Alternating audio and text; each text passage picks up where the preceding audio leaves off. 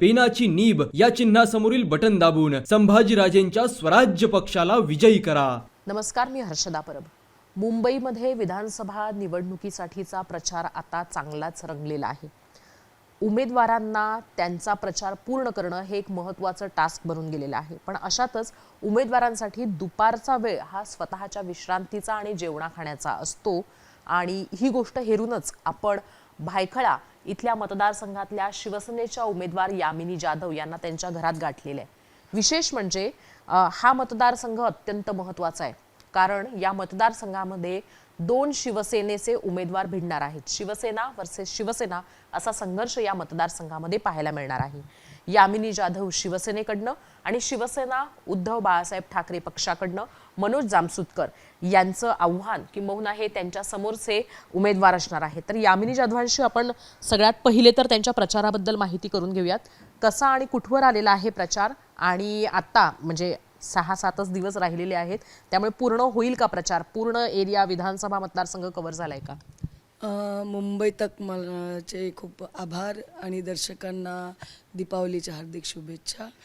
हो, छान प्रचार कव्हर होत आलेला आहे माझा आणि कुठेही अशी घाई करण्याची गरज पडत नाही आहे। जी घाई मला लोकसभेला खूप ऐन वेळेला डिक्लेअर झालं, 12 दिवसाचा प्रचार मिळाला, पण यावेळेला सफिशियंट टाईम मिळाला आणि प्रत्येकापर्यंत पोहोचण्याचा संधी मिळते आहे मला। मतदारसंघ महत्त्वाचा आहे। शिवसेना विरुद्ध शिवसेना असा संघर्ष आहे। मनोज जामसुदकर हे सुद्धा नगरसेवक राहिलेले आहेत। किती आव्हान वाटतं समोरच्या उमेदवाराचा? कारण ठाकरे वर्सेस शिंदे असा सामना जिथं होतो किंबहुना शिवसेना वर्सेस शिवसेना असा सामना जिथं होतो तिथं सगळ्यांचं लक्ष असतं। हा एक मतदारसंघ त्या दृष्टीनं सुद्धा महत्त्वाचा आहे। ऑफकोर्स हा मतदारसंघ महत्त्वाचा आहे। कुठल्या दृष्टीनं आहे त्यापेक्षा माझ्यासाठी तो महत्त्वाचा आहे, कारण या मतदारसंघामध्ये 5 वर्ष आमदार म्हणून मी प्रतिनिधित्व केलेलं आहे आणि माझ्यासाठी तो खरंच महत्त्वाचा आहे। बाकी मी कोणाचं आव्हान वगैरे असं समजत नाही आहे। आव्हान माझं माझ्याशी आहे। माझा जे 2019ला जे काय मी परफॉर्म केलं होतं त्या परफॉर्मला बीट करून पुढे जाणं हा माझं आव्हान माझ्याशी आहे। बाकी मला कोणाचं आव्हान वगैरे असं काही वाटत नाही आहे। एक शिवसेना वर्सेस शिवसेना असं याच्यावर जास्त जोर देण्याचं कारण आहे ते म्हणजे की एक प्रकारे आपण असं म्हणूयात ते म्हणजे की तुम्ही जसं म्हटलात की तुम्हाला तुमचाच मागचा जो रेकॉर्ड आहे तो बीट करण्यासाठीच म्हणजे यंदा तुम्ही विचार करताय। पण इथं जाणून बुजून शिवसेनेनं उमेदवार उतरवलेला आहे। काँग्रेसला हा मतदारसंघ हवा असताना सुद्धा शिवसेनेनं मिळून उमेदवार उतरवलेला आहे। त्या दृष्टीनं शिवसेना किंवा मग ठाकरेंचा पक्ष या दृष्टीनं तुम्हाला अगदीच आव्हान वाटत नाहीये की सोपी वाटते ही लढत? मनोज जामसुदकरांमुळे सोपी वाटते आहे की तुमच्या कामांमुळे सोपी वाटते? नाही, माझ्या कामांमुळे सोपी वाटते, कारण त्यावेळेला सुद्धा हा बहुसंख्य समाज इथे जो माझा मुस्लिम बांधव आणि भगिनी आहेत, पण 2019ला पण ते होतेच ना। त्यामुळे यशवंत जाधव साहेबांचं काम होतं आणि त्यामुळे काम महत्त्वाचं आहे, समोर उमेदवार कोण आहे हे महत्त्वाचं नसतं।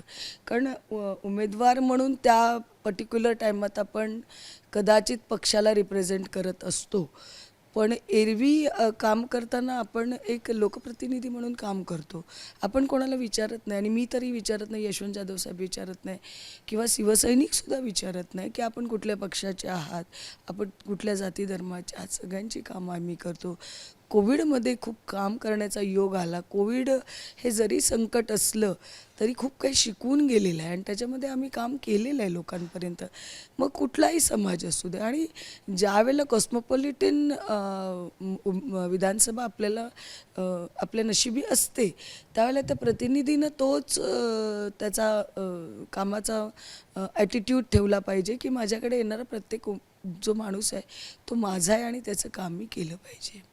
तुम्ही उल्लेख केलात ते म्हणजे की कॉस्मोपॉलिटन विधानसभा मतदारसंघ आहे, मुस्लिम बहुल विधानसभा मतदारसंघ आहे।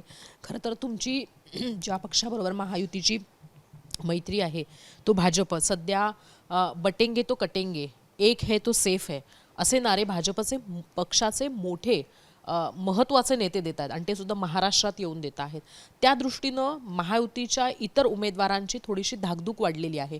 तुम्हाला या अशा नाऱ्यांचा, आपल्या मित्रपक्षांकडनं केल्या जाणाऱ्या विधानांची भीती वाटते आहे का, की ह्याच्याशी फारकत ठेवूनच तुमचा प्रचार तुम्ही सुरू ठेवलेला आहे?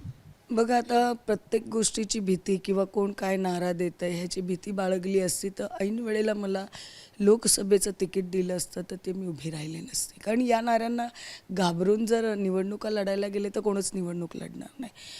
नरेटिव्ह सेट केलेला होता तो सगळ्यांना माहिती आहे आणि त्या नरेटिव्ह असताना सुद्धा मला माहिती होतं की माझ्या विधानसभेमध्ये बहुसंख्य लोक त्या नरेटिव्हला बळी पडले, अफवांना बळी पडले. पण तरीही मी लोकसभा लढली ना. मग आता जरी मित्रपक्षांकडनं काही नारे दिले असले तरी लोकसभेची निवडणूक आणि विधानसभेची निवडणूक याच्यामध्ये मोठा फरक असतो. 5 वर्ष काम करताना मी दिसते आहे लोकांना, मी कुठेही पळून गेलेली नाही आहे. इझी अवेलेबिलिटी आहे, इझी ॲक्सेप्टेबिलिटी आहे.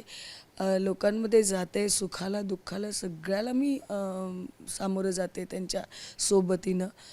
त्यामुळे मला असं वाटतं नारे हे पक्षाचे प्रमुख नेते ठरवत असतात. त्याकडे जास्त उमेदवारांनी लक्ष देऊ नये. उमेदवारांनी आपला प्रचार आणि आपण लोकांपर्यंत जाऊन भेटणं, त्यांच्याशी संपर्क साधणं हे उमेदवाराचं काम असतं. नारे देणं उमेदवाराचं काम नसतं. एखादा दुसरा नारा ठीक आहे बाय, वंदनीय हिंदू हृदय सम्राट, कारण ज्यांनी आम्हाला नवीन जन्म दिला, ज्यांनी या वाटेवर चालायला शिकवलं त्यांच्या नावानं नारा देतोय की. आणि मग ज्यांनी योग्य उठाव केला, जे बाळासाहेबांचं म्हणणं होतं की अन्याय सहन करायचा नाही, मग जो अन्याय आम्हाला होत होता आमच्यावर तो सहन न करता आम्ही जो उठाव केला त्या उठावाला बाळासाहेबांच्याच विचारधारा आम्ही धरून उठाव केला ना.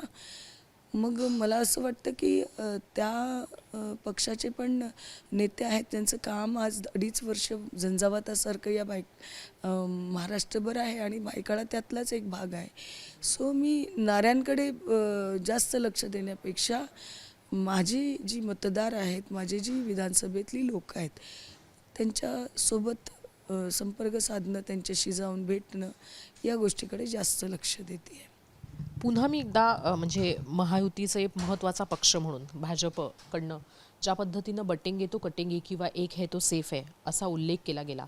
शिवसेनेच्या उमेदवार आहात. खरं तर बाळासाहेबांच्या विचारांनी प्रेरित होऊन आम्ही शिवसेनेत उठाव केला असं आता तुम्ही सुद्धा म्हटलेलात, एकनाथ शिंदे सुद्धा म्हणतात. बाळासाहेब म्हणायचे की गर्व से कहो की हम हिंदू है.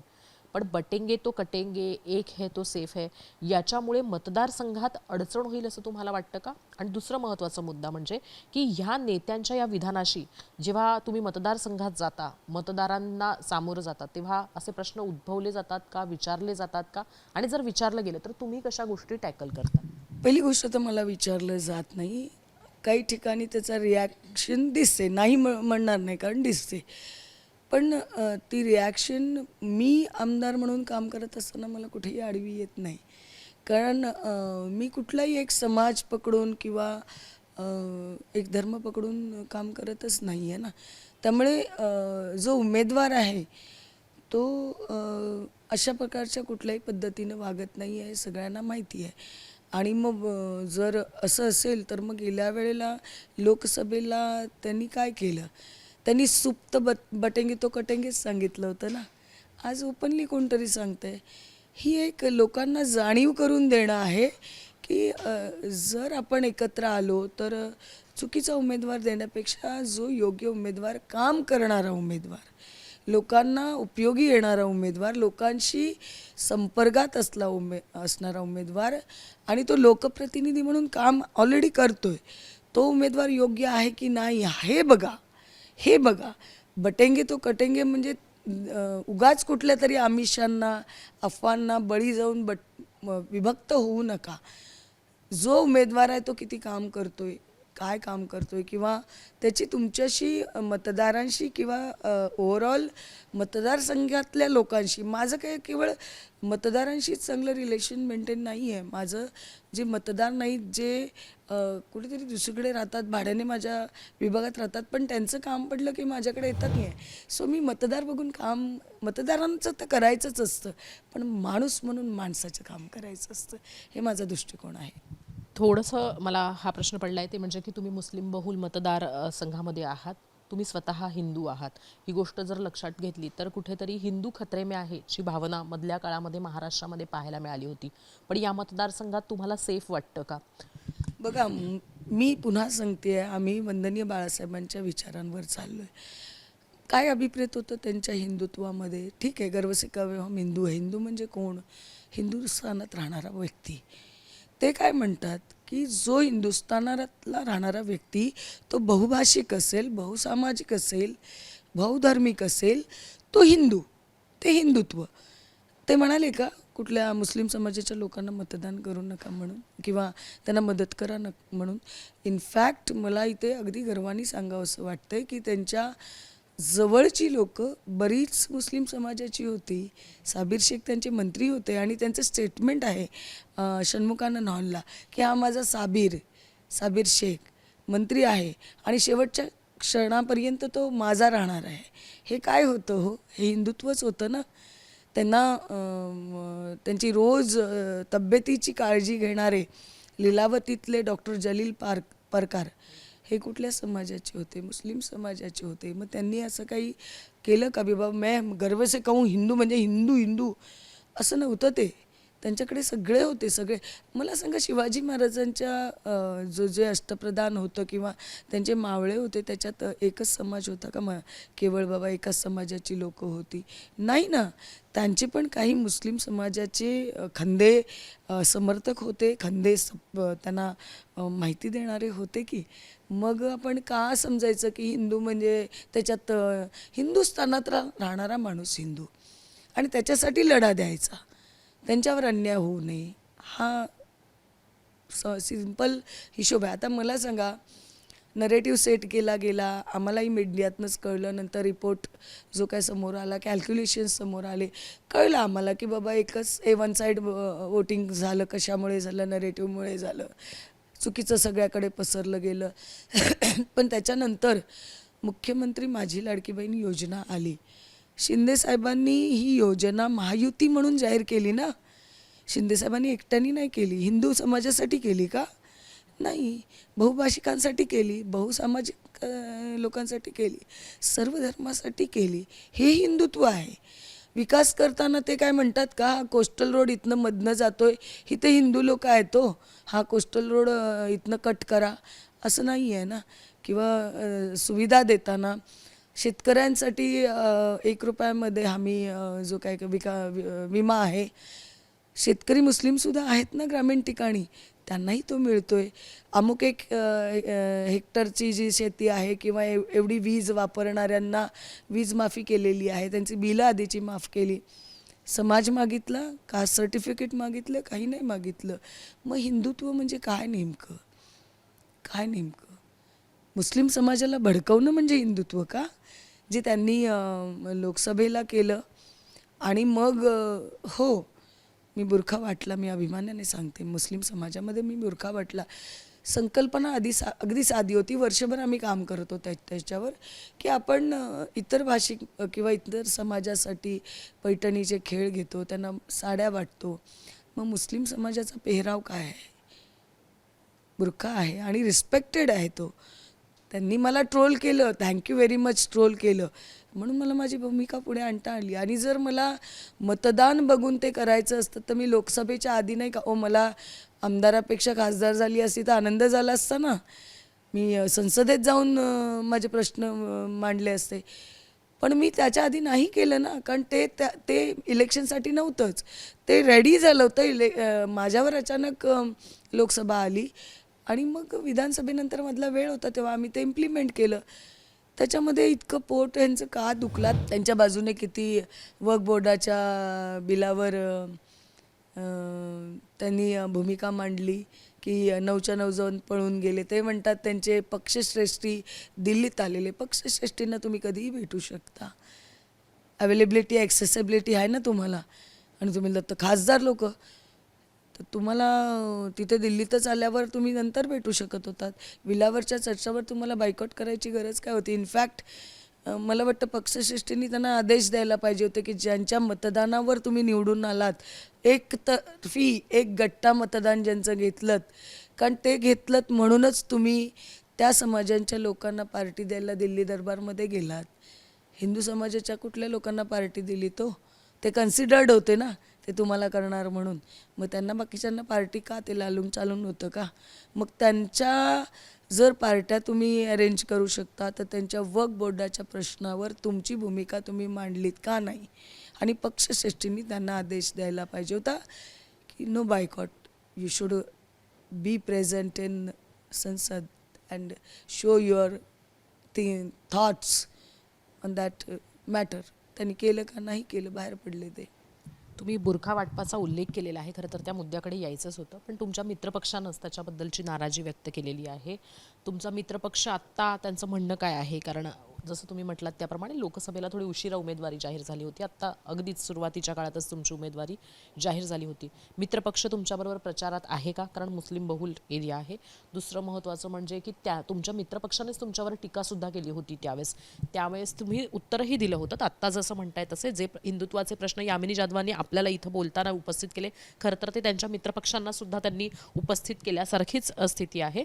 त्यामुळे मित्रपक्ष तुमच्याबरोबर इथं प्रचारासाठी पाहायला मिळतोय का? आणि विशेष म्हणजे या तुमच्या मित्रपक्षाकडनंच मोठ्या प्रमाणावर हिंदू खत्रे में आहे आमदार नितेश राणे यांच्याकडनं होत आहे, त्यामुळे हा मुद्दा आहे की मग अशा मित्रपक्षांच्या बरोबरीनं तुम्ही असताना तुमची सर्वसमावेशी अशी भूमिका पाहायला मिळते आहे. अडचण नाही का होत तुमची मित्रपक्षांमध्ये किंवा मित्रपक्षांबरोबर? म्हणजे एकनाथ शिंदे तर आहेत, पण त्याचबरोबर अशा पद्धतीनं काम करत असताना, तुमच्या मतदारसंघात काम करत असताना, विधान भवनामध्ये काम करत असताना किंवा मग एक मैत्रीच्या पक्षामध्ये काम करत असताना अडचण नाही का होत? आणि मित्रपक्ष आहे का मुळात इथं आधी तुमच्याबरोबर यायला तयार आहे का? सभा घेणार आहेत का मित्रपक्षाचे मोठे नेते? 100% मित्रपक्षांचे सगळे कार्यकर्ते, त्यांचे सगळे नेते माझ्याबरोबर प्रचारामध्ये अगदी हिरिहिरीने आहेत. त्यांच्या सभाही जिथे तिथे ज्या चौक सभा असतात त्यातही ते आहेत.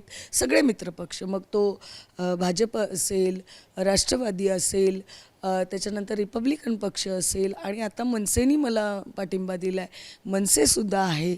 हे सगळे माझ्याबरोबर तेवढेच ताकदीने आहेत. एक कुटुंब आपण म्हणतो त्यावेळेला कुटुंबामध्ये सगळ्यांचे विचार सारखेच असतील असं नसतं. ते कुटुंब प्रमुख बघून घेतील ना. माझ्या विधानसभेमध्ये काय करायचं हा माझा अधिकार आहे, आणि त्या बाबतीत माझ्या पक्षप्रमुखांनी मला कुठलाही प्रश्न विचारलेला नाही आहे. त्याचं उत्तर माझे पक्षप्रमुख त्यांना मित्रपक्षांना देतील.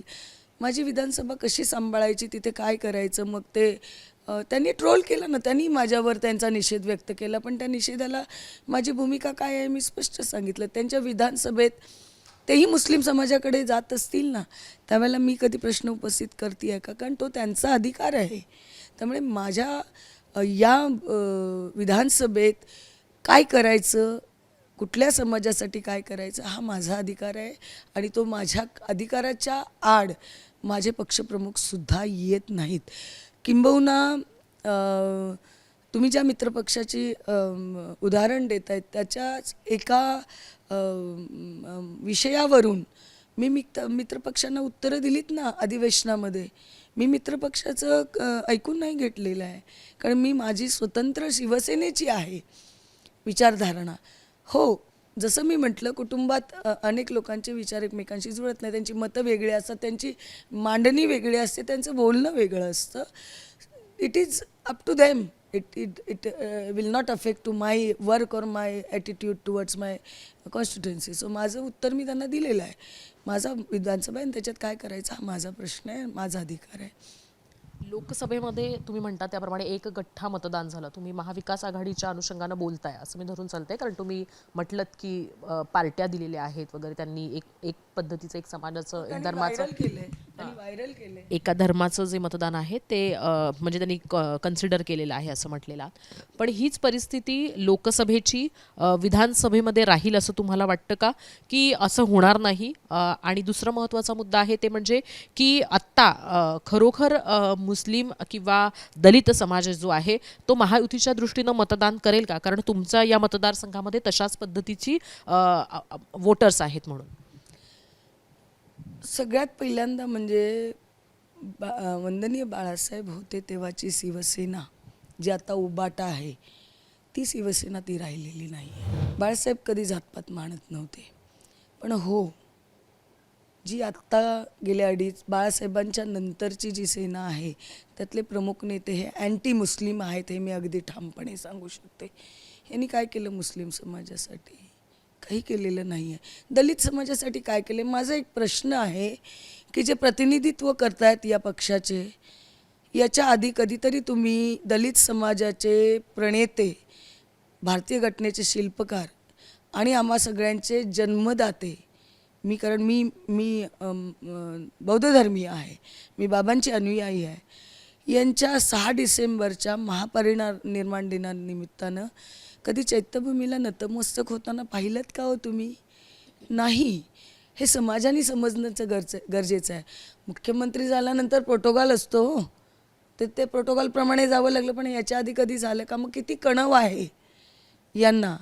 किंबहुना या भायखळा विधानसभेतनं आणि मुंबादेवी विधानसभेतनं जे त्यांनी लीड घेतली ज्या समाजामुळे, या समाजाचंच एक बाबा गुलाब शाह यांचा दर्गा आहे रिचर्डसन कुडाजमध्ये.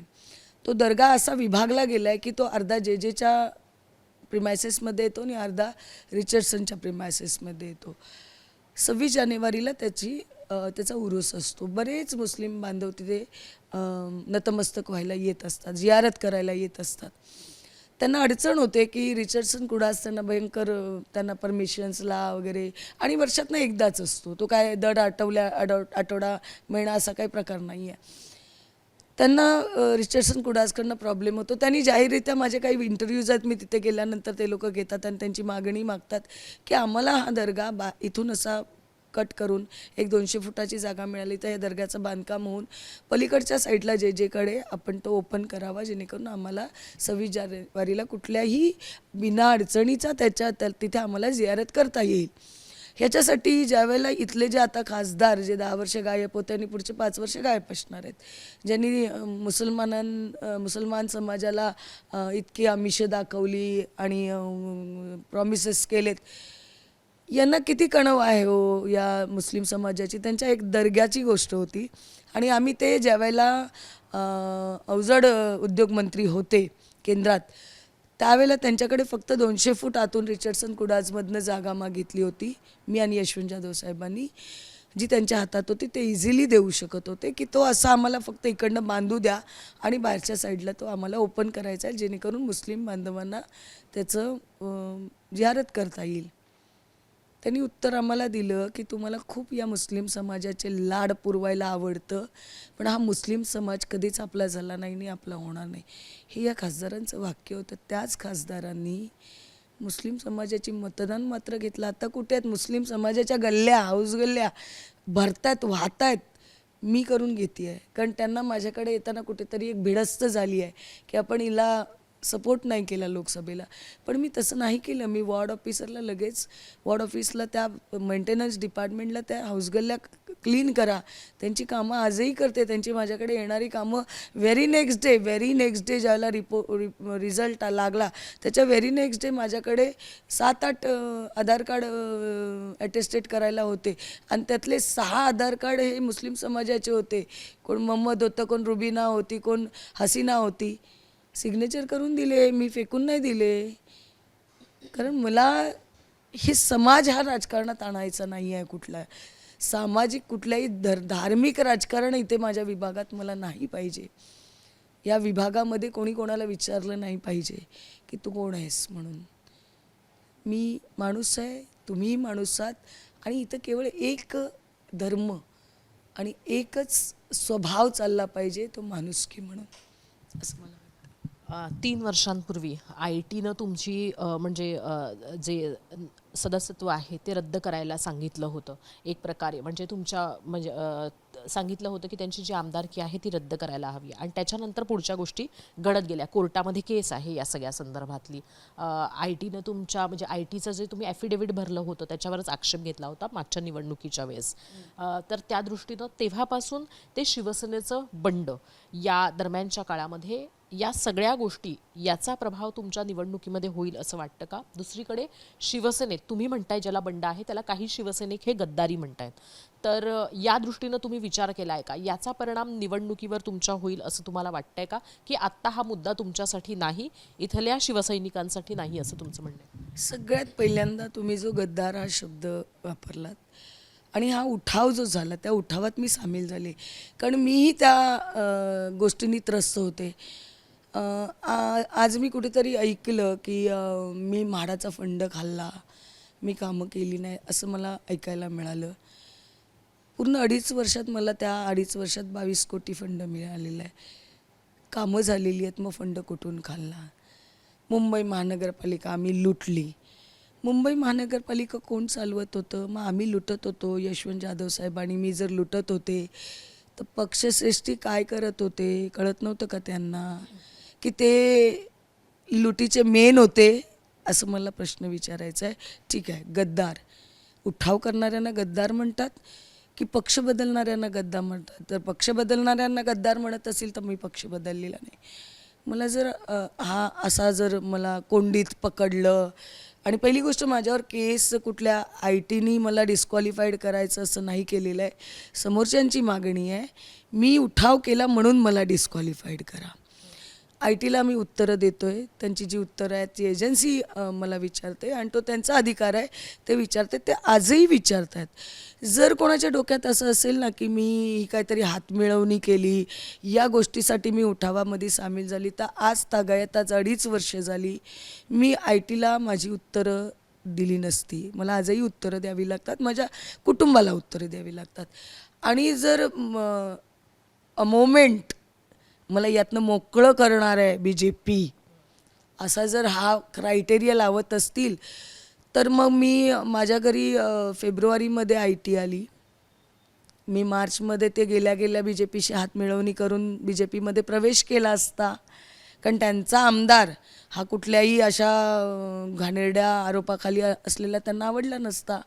मग मी BJPमध्ये प्रवेश केला असता. मी शिंदेसाहेबांचं जूनमध्ये उठाव होईपर्यंत कशाला थांबले असते. राहिला प्रश्न गद्दारीचा. तर पक्ष बदलणारे जर गद्दार असतील तर आत्ताचे उमेदवार जे आहेत त्यांना फक्त जाऊन विचारा की ते मूळचे शिवसैनिक आहेत का, त्यांनी किती पक्ष बदललेत. पहिला पक्ष लहान असतानाचा, वयात येतो तेव्हाचा, तेव्हा शिवसेना, तेव्हा कळत नसतं. कारण यशवंत जाधव वयाच्या 18 वर्षापासून शिवसेनेत आहेत आणि आजही ते 60-61 वर्षाचे झालेत तर शिवसेनेत आहेत. मी शिवसेनेत आहे जेव्हापासून जोडली गेली आहे तोपर्यंत. त्यांनी तिकीट मिळावं किंवा आम्ही लुटली असं त्यांचं म्हणणं आहे, तर त्यांनी माथाडीला लुटायला राष्ट्रवादीत गेले का? कारण अर्धी माथाडी त्यांनी लुटलेली आहे युनियन लीडर बनून. ज्या माथाडी कामगार जो पाठीवर 100 किलोची गोडाऊनमधनं ट्रकमध्ये टाकतो, ट्रकमधनं गोडाऊनमध्ये लोड करतो, त्यांचे प्रश्न मांडले तो मी विधान भवनामध्ये अधिवेशनात माथाडीच्या बाजूने प्रश्न मांडलेत. ह्यांची टोळी ज्या असतात त्या टोळीमध्ये अधिकृत जे बिल्लाधारक असतात त्यांना बाजूला केलं जातं आणि हे राजकीय लोक आहेत ना, हे जे युनियन लीडर, ह्यांचे अनधिकृत लोक त्या टोळीमध्ये काम करत असतात. त्यांचे पगार अर्धे हे लोक घेत असतात. कोणी लूट केली? यशवंत जाधव साहेबांनी. आणि मग त्या 2.5 वर्षाच्या ज्या कालावधीत तुम्ही आमच्याबरोबर होतात त्या लुटीमध्ये तुम्हालाही फंड प्रोव्हाइड झाला होता, मग तोही तुम्ही लुटलात का? आणि ज्यांना मागे करून तुम्ही सभा घेताय आणि बोलताय, ज्यांचा दाखला, ज्यांनाच सांगताय की महानगरपालिका आम्ही लुटली, ती महानगरपालिका तेच चालवत होते, मग त्यांनी लुटायला लावली का आम्हाला? असा प्रश्न येतो ना. गद्दार राष्ट्रवादीमध्ये गेले, माथाडीचे हे म्हणून राष्ट्रवादीमधनं तिकीट नाकारलं म्हणून एका रात्रीमध्ये काँग्रेसमध्ये गेले. एक रात्र आज होते राष्ट्रवादीत, प्रयत्न करत होते तिकिटाचा, नाही मिळाला. दुसऱ्या दिवशी सकाळी काँग्रेस आणि तिकीट हातामध्ये, जिंकून आले, शुभेच्छा त्यांना. मग काँग्रेस चांगलं होतं की किमान तिथे तरी चिटकून राहायचं होतं. मग परत तुम्हाला 2019ला तिकीट नाही मिळालं आमदारकीचं, म्हणून तुम्ही मनसेकडे गेलात. पण मनसेच्या राजसाहेबांनी मला जाहीर पाठिंबा निर्माण केला होता, त्यांनी माझ्या अगेन्स्ट उमेदवारच देणार नव्हते. त्यामुळे तुम्ही ज्या मनसुब्याने गेला होतात तुम्हाला उमेदवारी तिथनं मिळणारच नव्हती. त्यामुळे तुम्ही तिथनं परत सेनेत आला. तो सेनेतसुद्धा तुम्हाला कळलं की कुठे मला वाव मिळत नाही आहे, यशवंत जाधव साहेबांचं कामाचं वर्चस्व आहे तिथे, म्हणून तुमची धडपड चाललेली. कारण हे जे BJPच्या लोकांनी सांगितलं की त्यांनी BJPशी बोलणी चालू केली होती आणि BJPमध्ये जाण्याचा मार्गसुद्धा मोकळा केला होता. आणि जे आम्हाला म्हणतात ना आम्ही महानगरपालिका लुटली, कोविडमध्ये ज्यांनी टाळूवरचं लोणी खाल्लं ना ते आतमध्ये आहेत, हे त्यांचे मित्र होते, त्यांच्याबरोबर जाहीररित्या फिरत होते. मग त्यांच्या लुटीमध्ये हे सामील होते, कारण कोविडमध्ये हे सुद्धा सेनेत होते ना, मग त्या लुटीमध्ये हे सामील होते का? आणि मग BJPमध्ये कशाला जाणार होतात? उठाव झाला आणि यशवंत जाधव साहेब इकडे आले आणि तुम्हाला संधी मिळाली मातोश्रीच्या जवळ जाण्याची, म्हणून तुम्ही मातोश्रीला इमानदारी दाखवताय. पण तुम्ही कुठल्या कुठल्या पक्षातनं आलात, मग गद्दार कोणाला म्हणावं? जर मी गद्दार तर तुम्ही कोण आहात? आणि शिवसेनेनी चाळण घेऊन चाळावं, खडेवरती दिसतील गद्दाराचे हवे तेवढे. त्या बाई एक दादा ओ, बाबा ओ, राजा ओ, त्यांनी वंदनीय बाळासाहेबांना थेरडा म्हटलं. आदित्य साहेबांना अर्वाच्य भाषेमध्ये उल्लेख केला. त्यांना तुम्ही तुमच्या प्रवक्त्या, मुख्य प्रवक्त्या बनवताय, तुमचा संपर्क त्या करतायत सगळीकडे. दुसऱ्या पक्षामध्ये ज्यांना मंत्रिपद भूषवलं होतं राष्ट्रवादीमधनं, त्यांना तुमच्याकडे ओढताना ते कुठल्या पक्षातनं आले? त्यांनी आपल्या पक्षाशी गद्दारी करून आणले. मग तो गद्दार काय तुम्ही कुठल्या वॉशिंग मशीनमधनं धुवून घेतलात? जे आम्हाला म्हणतात की आम्हाला BJPनं वॉशिंग मशीनमध्ये घातलं नाही बितलं, आम्ही आजही उत्तरं देतो आहे एजन्सीची. आम्ही कुठल्या वॉशिंग मशीनमध्ये घुसलो नाही. तुम्ही कुठली पावडर वापरलीत आणि त्यांना तुमच्या, मग गद्दारांनी तर तुमच्याकडे बरेच जण भरलेले आहेत. मग तुमच्याकडच्या गद्दारांनी आम्हाला गद्दार तर म्हणू नये. आणि शिंदेसाहेबांच्या उठावाबरोबर गेल्यानंतर मला जर कोण म्हणत असतील गद्दार, तर मला वाटतं शिंदेसाहेबांच्या सोबत द्यायला मला गद्दार म्हणून घ्यायला काही प्रॉब्लेम नाही आहे. यामिनी जाधवांशी आपण बातचीत केलेली आहे. त्यांनी थेट मित्रपक्ष ते अगदी त्यांच्या मतदारसंघातले त्यांचे जे प्रतिस्पर्धी उमेदवार आहेत त्यांना सुनावलेलं आहे. विशेष म्हणजे त्यांनी हा उल्लेख केलेला आहे ते म्हणजे की माझ्या मतदारसंघामध्ये माणूस म्हणून जगता यावं आणि माझ्या मतदारसंघामध्ये कशा पद्धतीनं काम करायचं हा निव्वळ माझा अधिकार आहे, तो कुणाचाही अधिकार असता कामा नये असं त्यांनी म्हटलेलं आहे. आता बघूयात निवडणुकीच्या रिंगणामध्ये त्यांना 23 नोव्हेंबरला यश येतं की आणखीन काय त्यांच्या हाती लागतं. त्यामुळे 23 नोव्हेंबर नंतर पुन्हा एकदा आपण यामिनी जाधवांशी बोलण्याचा प्रयत्न करणार आहोत. अनेक अनुत्तरित जे प्रश्न आहेत त्यांची उत्तरं घेण्याचा प्रयत्न करणार आहोत. आत्ता मात्र आम्ही थांबतो आहोत. कॅमेरामन राकेश साळसकरसह मी हर्षदा परब, मुंबई तकसाठी. धन्यवाद.